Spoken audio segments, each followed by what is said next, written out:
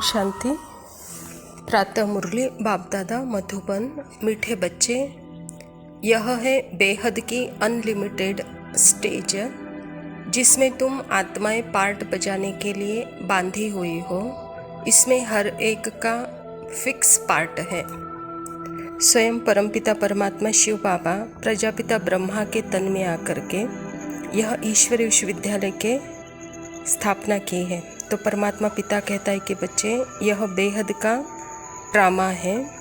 Drama का बंधन, इससे कोई निकल नहीं सकता है।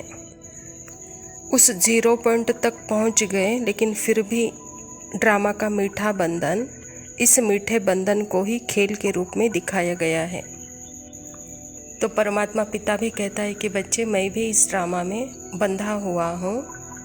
यह फिक्स है और यह बेहद की अनलिमिटेड स्टेज है, कहता बाबा, जहाँ पे हर आत्माएं इस नाटक में अपना पार्ट, अपना रोल बजा रही है। प्रश्न है, कर्मातीत अवस्था को प्राप्त करने का पुरुषार्थ क्या है?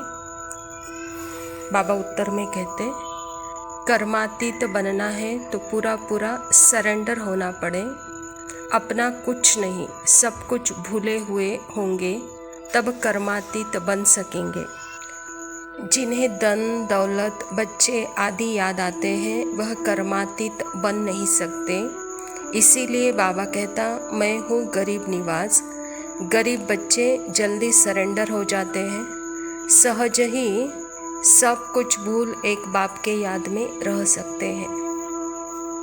सृष्टि नाटक में भी इस समय का हमारा कौन सा पार्ट चल रहा है, वह पार्ट को हमको साक्षी होकर देखना है और उस पार्ट अनुसार हमको पार्ट प्ले करना है। तो बाबा भी कहता है कि बच्चे, अभी का समय है कर्मातीत होने का समय।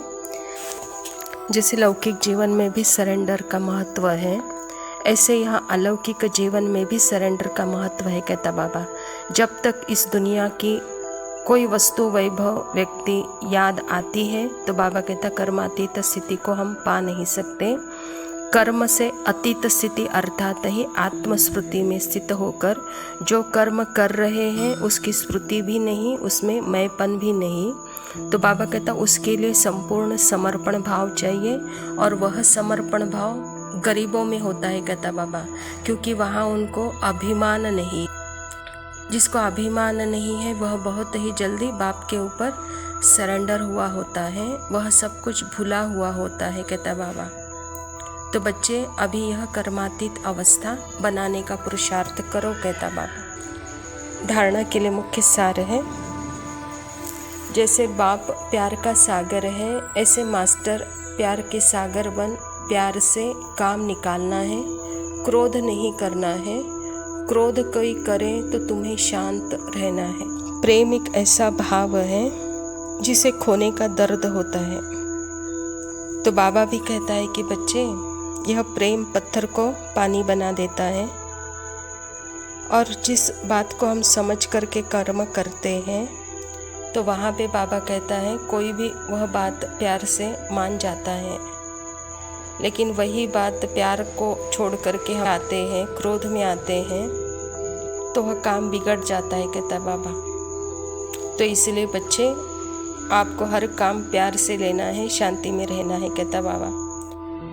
दूसरी पॉइंट है, बुद्धि से इस पुरानी दुख की दुनिया को भूल बेहद का सन्यासी बनना है। शांति धाम और सुख धाम को याद करना है। अविनाशी ज्ञान रत्नों की लेन देन करनी है।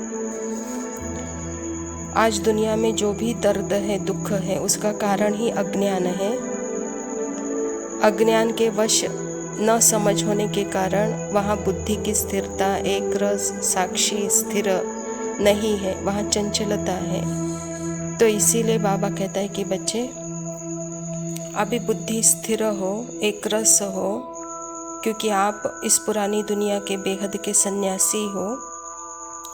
और जो बेहद का सन्यासी होता है वह ज्ञान अर्थात ही वाइब्रेशन, ज्ञान का सूक्ष्म रूप ही है वाइब्रेशन, जिसकी लेन देन चलती रहती है, कहता बाबा।